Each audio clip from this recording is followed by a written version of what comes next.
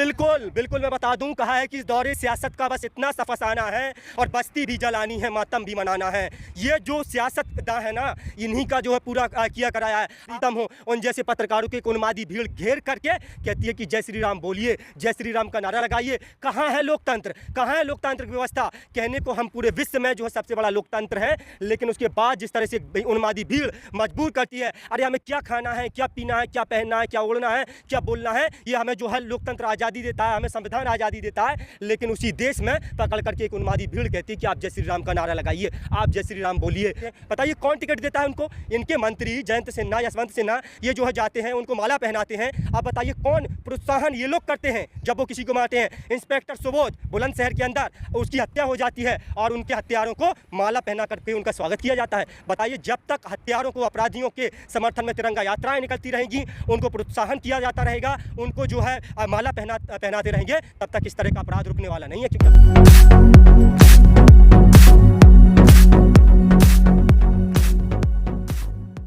बिल्कुल मैं बता दूं कि जिस तरह से देश की जो राजधानी है सुरक्षा के लिहाज से सबसे ज़्यादा महत्वपूर्ण मानी जाती है, और जो दिल्ली की पुलिस है, दिल्ली कहीं ना कहीं केंद्र शासित प्रदेश, और जो दिल्ली की पुलिस है वो गृह मंत्री को रिपोर्ट करती है।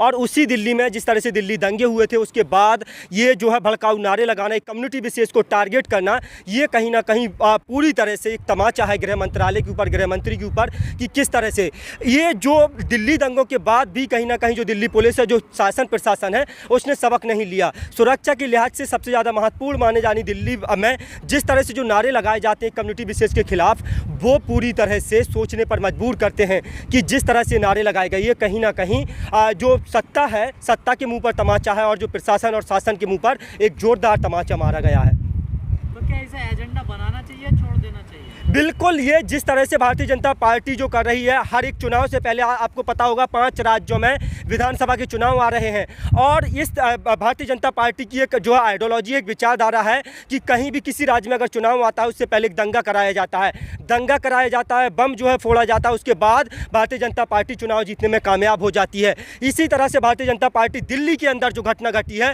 वो शर्मनाक है। वो कहीं ना कहीं भारतीय जनता पार्टी और जो सरकार है, शासन प्रशासन के मुँह पर जो है जोरदार तमाचा मारा गया है कि दिल्ली जो सुरक्षा के लिहाज से सबसे ज़्यादा महत्वपूर्ण है, वहाँ पर दिन दहाड़े इस तरह के नारे लगाना और एक कम्युनिटी विशेष के खिलाफ इस तरह के नारे बिल्कुल भी बर्दाश्त नहीं किए जाएंगे। जो नारे लगाए उनकी गिरफ्तारी जो है होती नहीं है, लेकिन अगर वहाँ पर कोई प्रेम मोहब्बत की बात करने जाता है, वहाँ पर नारे लगाए जाते हैं कि प्रेम मोहब्बत तू जिंदाबाद, ए नफरत तू मुर्दाबाद, उनको दिल्ली पुलिस डिटेन कर लेती है, उनको गाड़ियों में भर करके जो है गिरफ्तारी की जाती है उनकी। और जो नारे लगाते हैं कम्युनिटी विशेष के खिलाफ, उनकी गिरफ्तारी नहीं होती है। और पिंकी चौधरी आज़ाद घूमता है, तमाम ऐसे नेता, तो कहीं ना कहीं ये पूरी तरह से जो है पहले से इसकी जो है तैयार की जा रही थी, ये पूरी तरह से प्री प्लान्ड है, इसकी प्लानिंग बहुत पहले से तैयार की जा रही है। आप देखिए सुदर्शन न्यूज के जो पत्रकार हैं सुरेश चौहान के, उन जैसों को जो है सुरक्षा मिलती है। मेन स्ट्रीम मीडिया के तमाम वो चाटुकार पत्रकार जो दिन भर मोदी, योगी और जो है भारतीय जनता पार्टी की वाही करते हैं, उनको सुरक्षा मिल जाती है। और जो नेशनल दस्तक के जो तमाम और छोटे पत्रकार हैं, चाहे सिद्दीक कप्पन हो, गौरी लंकेश हो, या जो है आपके मनदीप पुनिया हो, धर्मेंद्र हो, या फिर जो है अनमोल प्रीतम हो, उन जैसे पत्रकारों की एक उन्मादी भीड़ घेर करके कहती है कि जय श्री राम बोलिए, जय श्री राम का नारा लगाइए। कहाँ है लोकतंत्र, कहाँ है लोकतांत्रिक व्यवस्था?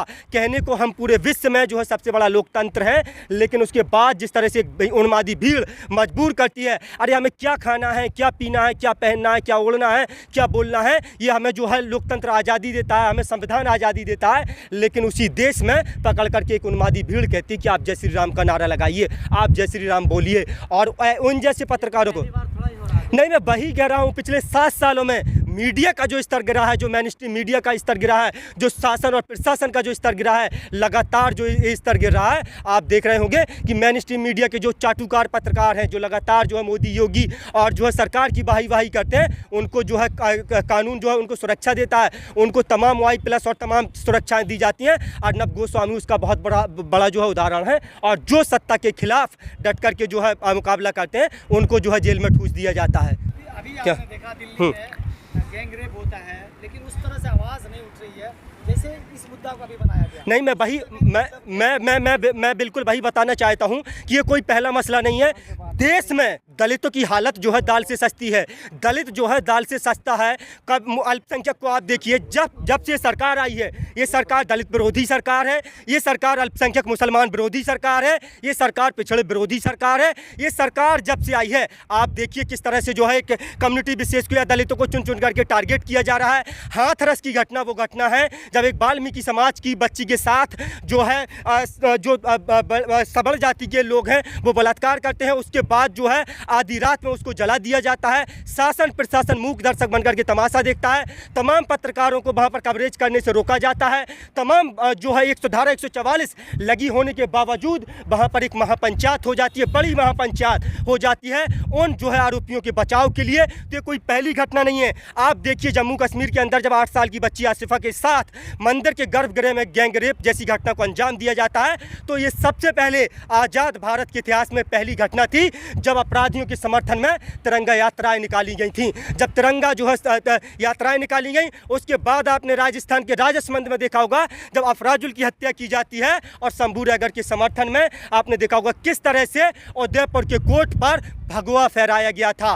तो ये तमाम जो घटना है 9 साल की बच्ची के साथ, जो 9 साल की बच्ची है, दिल्ली जैसे मतलब शहर में और दिल्ली देश की राजधानी है, वहाँ पर जब उसके साथ गैंगरेप जैसी घटना की जाती है और उसके बाद आधी रात को उसको जला दिया जाता है और शासन प्रशासन मूक दर्शक बनकर के तमाशा देखता है। जो दिल्ली पुलिस कहीं ना कहीं इसमें कमियाँ सबकी हैं, सरकारें आती हैं सरकारें जाएंगी, लेकिन जिस तरह से कमियाँ देखने को मिल रही हैं, आप बताइए जो देश की राजधानी की पुलिस है जो सीधे गृह मंत्री को रिपोर्ट करती है, इनको अगर कहीं कोई नारा लगता है वो सुनाई दे जाता है। अगर JNU में जो नारे लगे भी नहीं थे वो नारे इनको सुनाई दे जाते हैं। लेकिन जब जो है गैंगरेप करके उस बच्ची को जलाया जाता है, तो जब उनके परिवार वाले उस चिता को बुझाने का काम करते हैं तो एक कांस्टेबल कहता है और उनको रोकता है, पानी डालने से रोकता है। तो इसमें शासन और प्रशासन की पूरी तरह से मिली भगत है। अच्छा, आपने 1 साल पहले देखा होगा कपिल मिश्रा नारे लगाए थे, नारे, उसके बाद जो दिल्ली में दंगे भड़के, उसी तरह क्या इन लोगों का हौसला? अरे लोग इस तरह बिल्कुल मैं बता दूं, कहा है कि इस दौरे सियासत का बस इतना सा फसाना है और बस्ती भी जलानी है, मातम भी मनाना है। ये जो सियासतदां है ना, इन्हीं का जो है पूरा किया कराया है। आपने देखा होगा कपिल मिश्रा किस तरह से लगातार भड़काऊ बयानबाजी कर रहे थे, उसके बाद दिल्ली जो है पूरी तरह से झुलस गई। दिल्ली दंगे हुए, उसमें उजड़ने वाले तमाम वो घर, उसमें मारे जाने वाले तमाम वो लोग इस बात की गवाही है कि ये सरकार किस तरह से जहाँ भी इनको चुनाव जीतना होता है, ठीक दिल्ली चुनाव से पहले वो दिल्ली दंगे होते हैं। अब 5 राज्यों में चुनाव हैं और ये फिर वही पिच जो है तैयार करने में लग गए हैं। इनके तमाम नेताओं को और मंत्रियों को देखो भड़काऊ बयानबाजी करते हैं। एक तरफ इनके जो सरसंचालक हैं मोहन भागवत RSS के चीफ, वो ये कहते हैं कि जो मुसलमानों की लिंचिंग करते हैं वो हिंदुत्व के विरोधी हैं, वो जो है और तमाम बातें करते हैं। वहीं दूसरी तरफ जो है हरियाणा के पटौदी गाँव में एक महापंचायत होती है और उस महापंचायत में भारतीय जनता पार्टी के जो प्रवक्ता हैं सूरजपाल अमू और जो कपिल जो गुजर है राम भक्त गोपाल, और ये तमाम लोग वहाँ पर इकट्ठा होते हैं और एक कम्युनिटी विशेष को जो है मारने काटने की और उनकी बेटियों को जो है घर से उठाने की बात करते हैं। अब बताइए किसकी बात पर यकीन किया जाए, मोहन भागवत की बात पर या सूरजपाल अमू की बात पर? तो ये वही लोग हैं जो कहते कुछ हैं करते कुछ हैं। जो मुसलमानों की लिंचिंग करते हैं, जो दलितों की लिंचिंग करते हैं, इनके नेता उनको माला पहनाते हैं। जब उनकी रिहाई होती है उनसे मिलने जाते हैं, उनको टिकट इनकी पार्टी देती है। जब सदन में वो पहुंचते हैं, सांसद विधायक मंत्री बनते हैं, इनकी पार्टी से बनते हैं। बताइए कौन टिकट देता है उनको? इनके मंत्री जयंत सिन्हा, यशवंत सिन्हा, ये जो है जाते हैं उनको माला पहनाते हैं। अब बताइए कौन प्रोत्साहन ये लोग करते हैं जब वो किसी को मारते हैं? इंस्पेक्टर सुबोध बुलंदशहर के अंदर उसकी हत्या हो जाती है और उनके हत्यारों को माला पहना करके उनका स्वागत किया जाता है। बताइए जब तक हत्यारों को, अपराधियों के समर्थन में तिरंगा यात्राएं निकलती रहेंगी, उनको प्रोत्साहन किया जाता रहेगा, उनको जो है माला पहनाते रहेंगे, तब तक इस तरह का अपराध रुकने वाला नहीं है। क्योंकि अपराध को आप प्रमोट कर रहे हैं, भारतीय जनता पार्टी सरकार अपराध को और अपराधियों को प्रमोट कर रही है। अपराधी मुक्त भी तो कर रही है। नहीं, अपराध मुक्त मुझे बताइए कहाँ अपराध मुक्त हुआ है मेरे भाई, आप बता दीजिए। अगर ये यूपी नंबर 1 किसी चीज़ में बना है तो मैं बता दूं बेरोजगारी में नंबर 1 बना है, अपराध में नंबर 1 बना है,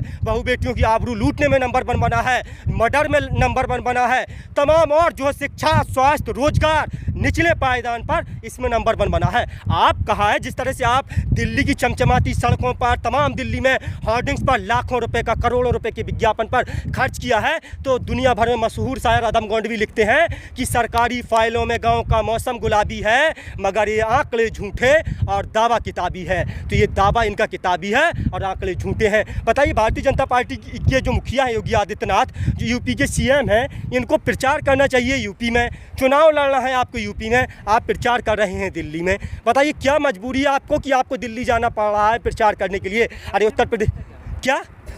हाँ तो भाई बिल्कुल, ये तो लड़ाई फिर ये कहिए कि 2024 की लड़ाई है, 2024 के लिए पिच तैयार कर रहे हैं आप, 2024 की तैयारी कर रहे हैं। यहाँ पर आपने देखा होगा कि कोरोना टाइम में स्वास्थ्य व्यवस्था कितने निचले पायदान पर थी, लोगों को ऑक्सीजन के सिलेंडर के लिए दर बदर भटक रहे थे। हमने अपनों को खोते देखा, हमने देखा कि किस तरह से दूसरी बेस में, दूसरी लहर में जो है गंगा में तैरती हुई लाशें देखी, और एक मतलब यूपी मॉडल की बात कर रहे हैं। ये दिल्ली में जाकर के जो है अपना प्रचार प्रसार कर रहे हैं, करोड़ों का विज्ञापन पे जो है खर्च कर रहे हैं, और हमने गंगा में तैरती लाशों को देखा। हमने देखा किस तरह से ऑक्सीजन की कमी से लोग मर रहे थे, वेंटिलेटर मुहैया नहीं हो पा रहे थे, और जिस तरह से ये सरकार पूरी तरह से फेल साबित हुई उस दूसरी लहर में, आप सभी ने देखा होगा।